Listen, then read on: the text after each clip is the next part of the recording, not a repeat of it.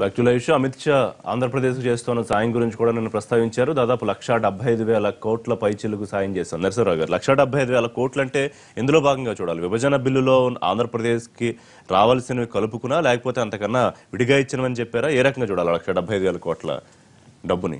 హోదా హోదా హోదా అన్నారు, హోదా కన్నా గొప్పగా ప్యాకేజ్ ఇచ్చామని కూడా చెప్పారు. 1,75,000 కోట్లు కాదు, ఆయన అసలు ఆంధ్రప్రదేశ్కి ఇచ్చింది 5 లక్షల కోట్లు అని చెప్పాలా. 1,75,000 ప్రతిపదిక చెప్పాడు. ఆయన చేసిన ప్రామిస్లు, రాబోయే రోజుల్లో చేసిన ప్రామిస్లు. ఇప్పుడు అలాగే ఇండస్ట్రియల్ సదస్సులు పెడితే సెంట్రల్ గవర్నమెంట్ ఇండస్ట్రీస్ ఇక్కడ ప్రామిస్ చేసిన ఇండస్ట్రీస్ 2 లక్షల కోట్ల పైగా ఉన్నాయి మొన్న విశాఖపట్నం సమ్మిట్. అలాగే రకరకాల రోడ్లు వేస్తే 1,00,000 కోట్లు ఇస్తా ఉన్నారు మొత్తం మీద. 10 ఏళ్లలో 20 ఏళ్ళలో ఎంతైనా అవన్నీ కలిపి 5 లక్షల కోట్లు అని చెప్పాలి. 1,75,000 ఎందుకు చెప్పాడు అసలు? అది తప్పు చెప్పాడు, పాపం తక్కువ చెప్పాడు. యాక్చువల్గా ఇచ్చింది ఎంత, అక్కడి నుంచి ఇక్కడికి వచ్చిన అమౌంట్ ఎంత, అది స్పష్టం చెప్పాలి. అది నీకు తెలుసా? తెలపదు, నోరు మూసు కూర్చో. 1,75,000 ఎందుకు చెప్పావు? 1,75,000 అంటే ఏంటి? నువ్వు వాగ్దానాలు గిగ్దానాలు అన్నీ కలిసి 1,75,000 కోట్లు అని చెప్పి అది ఇచ్చినట్టు చెబుతావా? అక్కడి నుంచి కేంద్రం నుంచి ఇప్పుడు దాకా ఆంధ్రప్రదేశ్కి చేరిందంతా, రాజధాని నిర్మాణానికి కానీ, లేక ఈ పథకాలకు కానీ, లేక విభజన చట్టం ప్రకారం కానీ చేరింది ఎంత? మామూలుగా జనరల్ గా వచ్చే డివల్యూషన్ ఆఫ్ ఫండ్స్ లో ఎట్టాగా వస్తాయి, అవి కాకుండా నువ్వు ఇచ్చింది ఎంత అది చెప్పలేక తబ్బిపడి 1,75,000 కోట్లు అని చెప్పాడు. 5 లక్షల కోట్లు అని చెప్పినట్టు 10 లక్షల కోట్లు అని చెప్పినా ఏదైనా ఒకటే. 1,75,000 కోట్లు అంటే దానికి ఎటువంటి వ్యాలిటీ లేదు. ఇది ఒక పార్టీ అధ్యక్షుడుగా, జాతీయ పార్టీ అధ్యక్షుడుగా ఉండి ఇలా చెబుతున్నది అతను మర్యాద కాదు. అది భరిస్తా సైలెంట్ కూర్చోవడం తెలుగుదేశం అసలు మర్యాద కాదు. మీరు ఎవరు మోసగిస్తున్నారు? తెలుగుదేశం బీజేపీ కలిసి ప్రజలు మోసగిద్దామనా? ప్రజలు అక్కడి నుంచి అంత డబ్బులు వచ్చినాయా? తెలుగుదేశం అని చెప్పానండి. రామోహన్ గారు, 1,75,000 ఇప్పుడు తెలంగాణలో నిన్న కాక మొన్నే జరిగింది 1,00,000 కోట్లు అంటే ఏ రకంగా 1,00,000 కోట్లు కాదో తెలంగాణ ముఖ్యమంత్రి ఏ రకంగా దాన్ని తిప్పికొట్టారో చూసాం. మరి ఆంధ్రప్రదేశ్ ప్రభుత్వం దీన్ని తెలుగుదేశం ప్రభుత్వం యాక్సెప్ట్ చేస్తుందా? ఇప్పుడు ఆర్ యు ఎండోర్సింగ్? దానికన్నా ముందు కూడా ఒక్కటే, అసలు దీన్ని రాష్ట్రం అసలు వెంటిలేటర్ మీద ఉంది. అంటే వెంటిలేటర్ అంటే ఏంటి? కేంద్రం వెంటిలేటర్, బేబీ 3 సంవత్సరాల బేబీ. ఇది వెంటిలేటర్ తీస్తే ఏమవుతుందో మనకు తెలుసు. రకంగా ఇంక్యుబులేటర్ లో ఉందనుకో. అది అట్లా తీసుకోవాలి. సో దీనికి ఏంటంటే అసలు దేశ బడ్జెట్ ఎంత?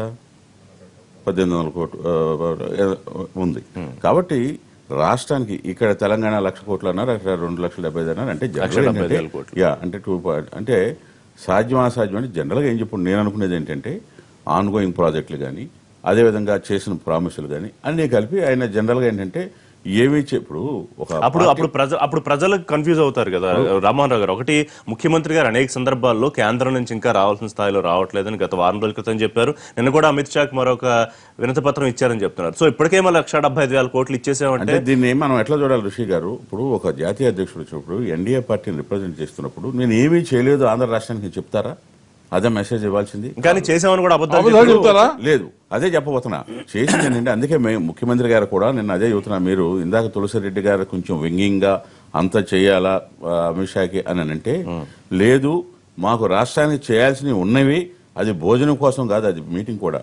అయ్యా ఈ పెండింగ్ ఉంది, రైల్వే జోన్ ఉంది, అదేవిధంగా మాకు నిధులు రావాల్సిన ఇంకా పెండింగ్ ఉన్నాయి ఇష్యూస్, వీటిని రిజాల్వ్ చేయండి. అదేవిధంగా ఏదైతే బిల్లులో పొందుపరిచి ఉన్నాయో వాటన్నింటినీ కూడా త్వరితగతిగా కంప్లీట్ చేసిండి, మనం ఎన్నికల వాగ్దానం చేశాము అని కూడా వారికి దృష్టికి తీసుకెళ్ళడం జరిగింది. అయితే నేను అదే చెప్తా ఉన్నా. ఇప్పుడు కేంద్రం నుంచి ఏం చెప్పు, లోటు బడ్జెట్ 16,000 కోట్లు అన్నాం, అది కాదు అన్నారు. ఆర్థిక శాఖ మళ్ళీ వాళ్ళతో సంప్రదింపులు చేసి నిన్న అరుణ్ జైట్లీ గారు ముఖ్యమంత్రికి లేఖ రాశారు. ఇప్పటికీ 4,117 మొత్తం వాళ్ళు చేసింది 4,117 కోట్లు. ఇంకొక 139 కోట్లు ఇస్తే రెవెన్యూ లోటు అయిపోతుంది తూచన్నారు. అంటే 16,000 కోట్లు మీరు అడిగితే 5,000 కోట్లు కూడా ఇవ్వలేదు. అదే చెబుతున్నా, అనేది వాళ్ళ అభిప్రాయం. వాళ్ళు ఇచ్చింది ఇప్పుడు మీరు ఇందాక చెప్పినట్టుగా 4,017 కోట్లు మేము ఇవ్వలేదో మేము చెప్పటంలా. అట్లాగే 135 ఉందని దానికి ఎండార్స్మెంట్ చేయట్లా. కానీ ఇది కరెక్ట్ కాదని మళ్ళీ ఆర్థిక శాఖ వెళ్ళి వాళ్ళతో సంప్రదింపులు జరిపి, అదేవిధంగా ముందు అధికారులు, తర్వాత మంత్రి, తర్వాత ప్రధానమంత్రికి ముఖ్యమంత్రి గారు కూడా మాట్లాడి, అది కాదు, ఇది మనం ఎన్నికల ముందు ఇట్లా ఉంది. కాగ్ కూడా రిపోర్ట్ 16,000 కోట్లని ఇచ్చింది. మీకున్న ఇబ్బందులు ఏంటి? ఇప్పుడు వాళ్ళు చెప్పేది ఏమిటి? 30 రాష్ట్రాలు ఉన్నాయి, మిగతా రాష్ట్రాల్లో కూడా వాళ్ళు ఇది విధంగా ఉంది, ఇవి ఇబ్బందులు వస్తున్నాయి అనేది వాళ్ళు టెక్నికల్ గా చెప్తా ఉన్నారు. ఇక్కడ టెక్నికల్ గా ఆలోచించాల్సిన పని లేదు. ఈ రాష్ట్రాన్ని ప్రత్యేకంగా చూడండి. 30 రాష్ట్రాల్లో ఆంధ్రప్రదేశ్ సపరేట్ గా చూడండి. విభజన చేసినప్పుడు వాళ్ళు చేసిన తప్పిదాలని మనం పద్దాక చెప్పి ప్రజల్లోకి వెళ్ళటం కాదు, ఆ తప్పిదాలని కరెక్ట్ చేయాలి. కాబట్టి ఈవేళ మూల్యం చెల్లించి కాంగ్రెస్ ఎక్కడ తడిపట్టేసి దేశం మొత్తం కూడా కూర్చున్న కారణం ఏంటంటే ఆంధ్రప్రదేశ్ చేసిన అన్యాయానికి దేశం మొత్తం కూడా రిఫ్లెక్ట్ అయింది. తులసిరెడ్డి గారు, నాకు తెలిసి మీ అంటే దగ్గర 1,75,000 కోట్ల సంగతి చెప్పానండి. 1,75,000 కోట్లు ఏంటి అసలు అది? నేను అదే చెప్పాను మీకు ఇందాక, మళ్ళీ ఆన్ గోయింగ్ ప్రాజెక్టులో లేకపోతే చేయబోయేవి అంటే ఆయన ఇచ్చేసా ఉన్నారు కదా. ఆయన ఇచ్చామన్నారు. ఏపీ విమానాశ్రయం ఇచ్చామని నా 1,75,000 కోట్లు అంటే 1,75,000 కోట్లు ఆల్రెడీ వచ్చేసినట్టు ఆయన చెప్పిన మాటల ద్వారా అర్థం అవుతుంది. ఇంక మిగతా ఏమన్నా వస్తే దానికి ఆధారంగా ఇందాక అదే చెప్పారు, దేశ బడ్జెట్ ఎంత ఉంటుంది, ఇప్పుడు తెలుగు రాష్ట్రాలకి 2 లక్షల కాదండి, ఇవ్వలేదని చెప్పండి, నాకు ఇచ్చారని చెప్పండి. కనపడతాయి, కనపడాలి కదా. కాబట్టి ఏంటంటే 1,75,000 అబద్ధం అని చెప్పండి, స్పష్టంగా చెప్పండి. వాళ్ళు ప్రామిసులు గాని ఇవ్వబోయే గానీ అన్ని కూడా కలిపి అంటే ఒకటి రామ్మోహన్ రావు గారు క్లియర్ మెసేజ్ పంపిద్దాం. ఒకటి వాళ్ళు ఇచ్చామని చెప్పినా ఒకవేళ దానికి లెక్కలు అటు ఇటుగా ఉన్నా ఆంధ్రప్రదేశ్ ప్రభుత్వం అడగడానికి సిద్ధంగా లేదా, లేకపోతే ఇచ్చిన దాంతో సరిపెట్టుకుందాం అనుకుంటుందా, లేదా వాళ్ళు ఏం చెప్పినా యాక్సెప్ట్ చేద్దాం అనుకుంటుందా? 1,75,000 అబద్ధమా కాదా? వాళ్ళ సహాయాన్ని దృష్టిలో పెట్టుకుని మా కాళ్ళ మేము బ్రతకాలని, మా రెవెన్యూ జనరేషన్ మాది ఎక్కడా కూడా రాష్ట్రంలో ఒక స్కీమ్ గానీ సంక్షేమ పథకాలు గానీ ఎక్కడా లోటు రాకుండా ఇవాళ రైతులకు రుణమాఫీ చేసినా పెన్షన్ ఇచ్చినా గానీ అన్ని కూడా సక్రమంగా జరుగుతూ ఉన్నాయి. కానీ మీరు అడిగినట్టుగా స్పష్టంగా 1,75,000 కోట్లు వచ్చినాయా రాలేదనంటే దాని మీద ఆర్థిక శాఖ కూడా ఏది ఒకసారి డేటా తీసుకుని దాన్ని కూడా ప్రభుత్వం స్పందిస్తుంది. ఎందుకంటే ఏది దాచేది కాదు, ప్రతి సంవత్సరం ఏమి తీసుకొస్తున్నా ఏమైతే అసెంబ్లీలో చర్చిస్తున్నారు. నాకు తెలిసి మీ దగ్గర లెక్కలు పక్కగా ఉండి ఉంటాయి. అంటే విభజన హామీలకు సంబంధించి ఎంత రావాలి, లేకపోతే వాళ్ళన్న ప్యాకేజ్ కి ఎంత రావాలి, అది దీనికి సరిపోయిందా లేకపోతే ఇంకా తక్కువ ఉందా ఎక్కువ ఉందా? ఇప్పుడు రాయలసీమలో ఒక సామెత ఉంది, నాయి రెడ్డిరి కలిసి 101 గాన్లని, ఒక మేధావి అంటే ఈయన ఒక్కగాడే. ఆ విధంగా అమిత్ షా గారు వచ్చేసి శాఖాపరంగా అన్ని రాష్ట్రాలకు ఇచ్చినట్లే శాఖాపరంగా మన రాష్ట్రానికి ఇచ్చినేటి ఇవ్వబోయేటి అన్ని కలిసి 1,75,000 కోట్లు శాఖాపరంగా అంటే అన్ని రాష్ట్రాలకు ఇచ్చినట్లే. ఇప్పుడు నేషనల్ హైవేస్ అట్నే విధంగా స్మార్ట్ సిటీస్ అన్ని రాష్ట్రాలకు ఇచ్చినట్టు మన రాష్ట్రాలకు ఇచ్చినేటి ఇవ్వబోయేటి అన్ని కలిసి 1,75,000 కోట్లు. కానీ విభజన సందర్భంగా ఆ రోజు యూపీఏ ప్రభుత్వము 3 వరాలు ఇచ్చింది. ఒకటి ప్రత్యేక హోదా, 2 రాయలసీమకు ఉత్తరాంధ్రకు స్పెషల్ డెవలప్మెంట్ ప్యాకేజ్, 3 విభజన చట్టంలో 108 సెక్షన్ల కింద 5 లక్షల కోట్ల రూపాయలు విలువ చేసే ప్రయోజనాలు. దీంట్లో నంబర్ 1 ప్రత్యేక హోదాకు సంబంధించి పంగనామాలు పెట్టారు, అది 0 మార్కులు. ఎందుకు హోదా హోదా హోదా అంటున్నారు, ప్యాకేజ్ ఇచ్చామన్నారు నిన్న అమిత్ షా. నెక్స్ట్ ప్యాకేజ్ వస్తున్నా చట్టంలోనే సెక్షన్ 46 సబ్ సెక్షన్ 3 కింద స్పెషల్ డెవలప్మెంట్ ప్యాకేజ్ కింద రాయలసీమకు ఉత్తరాంధ్రకు 24,350 కోట్లకు మీరు ఇచ్చింది 1,050 కోట్లు అంటే 4%. ఇంకా 96% ఇవ్వలేదు. నెక్స్ట్ వచ్చేసి 5 లక్షల కోట్ల రూపాయల కింద అరుణ్ జైట్లీ గారు చెప్పిన ప్రకారమే 10,460 కోట్లు ఇచ్చింది. దాంట్లో క్యాపిటల్ కు సంబంధించి, పోలవరానికి సంబంధించి, 11 ఇన్స్టిట్యూషన్ సంబంధించి ఇవన్నీ కలుపుకుంటే ఈ లోపల ఏదో కొంత వచ్చినట్టుంది, ఒక 1,000 2,000. కాబట్టి మొన్న చెప్పింది 10,460 కోట్లు, ఈ లోపల 2,000 కోట్లు ఇచ్చినట్టుంది. ఓవరాల్ గా 12,460 కోట్లు ఇవ్వాల్సింది 5 లక్షల కోట్ల రూపాయలు అంటే అక్కడ 2%. కాబట్టి 3 వరాల్లో ప్రత్యేక హోదాకు పెద్ద బండి 0, రెండవది రాయలసీమకు ఉత్తరాంధ్రకు స్పెషల్ డెవలప్మెంట్ ప్యాకేజ్ కింద 4% మార్కులు, ఓవరాల్ గా చట్టం కింద వచ్చేసి 2% మార్కులు. కాబట్టి ఇది ఘోరమైనటువంటి అన్యాయం చేయడం జరిగింది. దాని దాదాపుగా ఆయన చెప్పిన లెక్కలో 10% ఇంచుమించుగా అటు ఇటు లేదు.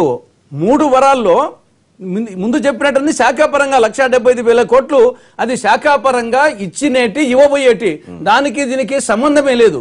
విభజన చట్టం సందర్భంగా ఒకటి ప్రత్యేక హోదా పార్లమెంటు చెప్పిన దానికి అది ఫుల్ఫిల్ కాదు. మిగతా 2 వచ్చేసి రాయలసీమ ఉత్తరాంధ్రకు స్పెషల్ డెవలప్మెంట్ ప్యాకేజీ కింద 24,350 కోట్లకు 1,050 కోట్లు ఇచ్చారు. ఇంకా 1,050 కోట్లు ఇస్తామని చెప్పారు. ఆడికంగా ఆ 2 కలుపుకున్నా గానీ 8%. తులసిరెడ్డి చెప్పిన అంకెల గారెడ్ ఎట్లా ఉందంటే ఈ చిత్తశుద్ధి నిజంగా ఈ కమిట్మెంట్ ఆ రోజు నిజంగా బిల్లులో పొందుపరిచి చట్టాన్ని చేసేసి ప్రధానమంత్రి సంతకం చేసి ఇవాళ అక్కడ పెట్టుంటే ఇవాళ అడిగే నైతిక హక్కు మనకు ఉండేది. అన్ని examine, shall examine, will examine అని ఏదో తప్పుల గాడిలాగా బిల్లు చేసి అక్కడ పాడేసేసి ₹1,75,000 కోట్లు ఎట్టొచ్చి ఉంటారంటే ఇప్పుడు మనకి రోడ్డు విజయవాడ హైవే 65 కోట్లు వాళ్ళు పీపీ అనండి ఇంకోటి అనండి పెట్టున్నారు. అదే విధంగా ఫ్లైఓవర్ వేస్తా ఉన్నాం. అదే విధంగా ఏదైతే ప్రాజెక్టులు ఇప్పుడు లేని బిల్లులో లేనివి కూడా కొన్ని, ఇప్పుడు కాకినాడ పోర్టు కానీ లేకపోతే డార్జిలింగ్, అంటే రామారావు గారు దేశం మొత్తం చేయాల్సిన పనులు కూడా ఆంధ్రప్రదేశ్ సాయంలో కలిపేస్తా ఐఎమ్ నాట్ డిస్ప్యూటింగ్ 42% 30 రాష్ట్రాలకే కామన్ గా వచ్చే ఫండ్స్ మన హక్కు, మనం ట్యాక్సులు కడుతున్నాం, మనకి ఇచ్చే అన్ని రాష్ట్రాలకు ఇచ్చే విధంగా ఇస్తారు. తులసిరెడ్డి చెప్పినట్టుగా స్ట్రక్చరల్ గా వచ్చే స్కీమ్స్ వాటి మీద ద్వారా వచ్చే వస్తాయి. అవి కాకుండా అడిషనల్ గా ఆంధ్రప్రదేశ్ కి ఇప్పుడు మీకు ఉదాహరణ తీసుకుంటే తులసిరెడ్డి గారు ఇంత డేటా చెప్పాడు కదా, కాంగ్రెస్ ప్రభుత్వం 10 ఏళ్లలో ఇక్కడ అక్కడ రాష్ట్రంలో ఒకే ప్రభుత్వం ఉన్నప్పుడు ఏమి నిధులు రాష్ట్రానికి తీసుకొచ్చారు, తెలుగుదేశం మేము ఉన్న తర్వాత ఈ మూడు సంవత్సరాల్లో ఎన్డీఏ ప్రభుత్వం వచ్చిన ఎన్ని నిధులు కనుక మీరు డిబేట్ సపరేట్ గా పెడితే ఎన్ని రెట్లు అంటే 4 రెట్లు ఎక్కువ వచ్చినాయి రాష్ట్రానికి. ఇప్పుడు 1,75,000 ఒకటి సార్, తెలుగుదేశం ప్రభుత్వం కేంద్రం చూస్తున్న సాయంతో సంతృప్తిగా ఉంది అని ప్రజలకు చెప్పదలుచుకుంటే okay, there is no debate. లేదు మాకు ఇంకా కావాలి, మీరు స్పష్టంగా అడిగిన ప్రశ్నకి కూడా నేను చెప్పేది అదే, వాళ్ళు సహాయం చేస్తున్నారు, చాలదు ఇంకా చేయాల్సింది. ఆంజనేయ రెడ్డి గారు స్పెసిఫిక్ గా ఆంజనేయ రెడ్డి గారు 1,00,000 కోట్ల లెక్క తెలంగాణలో చెప్తే దానికి తెలంగాణ ముఖ్యమంత్రి ఇచ్చిన కౌంటర్ కి నేను సమాధానం లేదు. ఇవాళ 1,75,000 కోట్ల లెక్క చెప్పేసి అమిత్ షా వెళ్లిపోయారు. ఏంటి ఆ లెక్కల గారడి? ఇవాళ ఎంత రావాలి, మీరు ఎంత ఇచ్చారో అది ఎంత శాతమో కూడా తులసిరెడ్డి గారు చెప్పారు.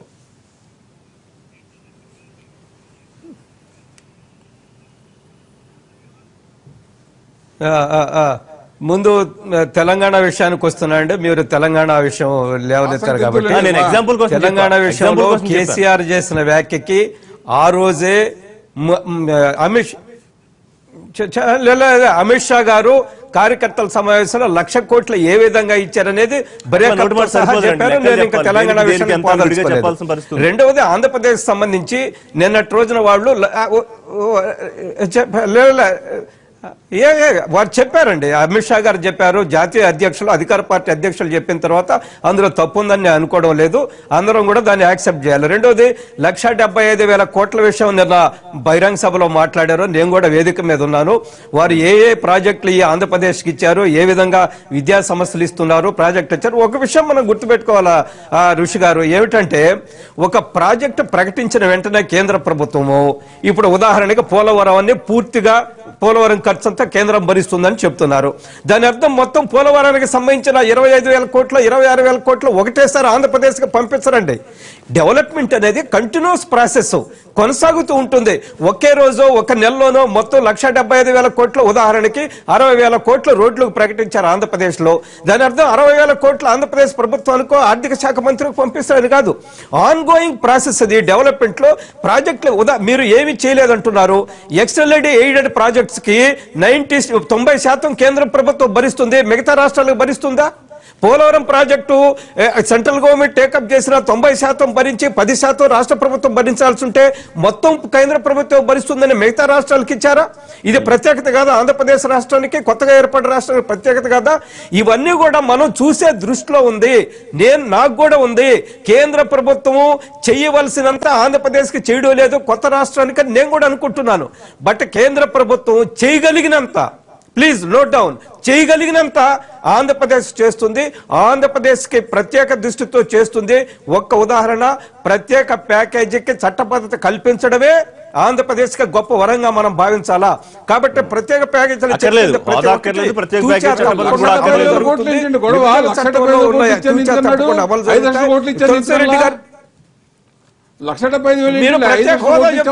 కదా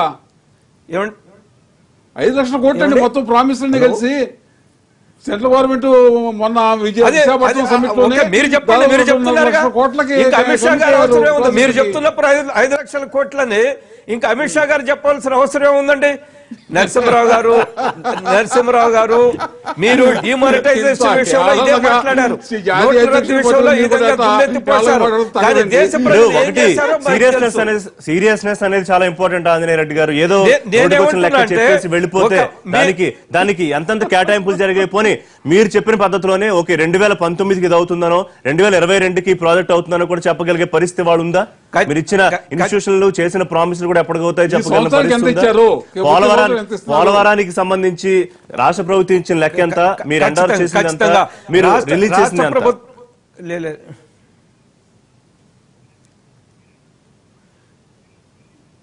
ఇరిగేషన్ కంపోనెంట్ మొత్తం కేంద్రం పూర్తిగా భరిస్తుందని స్పష్టంగా చెప్పడం ఏదైతే ఉందో పోలవరం ప్రాజెక్టు ఇరిగేషన్ కంపోనెంట్ కి సంబంధించి పూర్తి మొత్తం కేంద్రం భరిస్తుంది.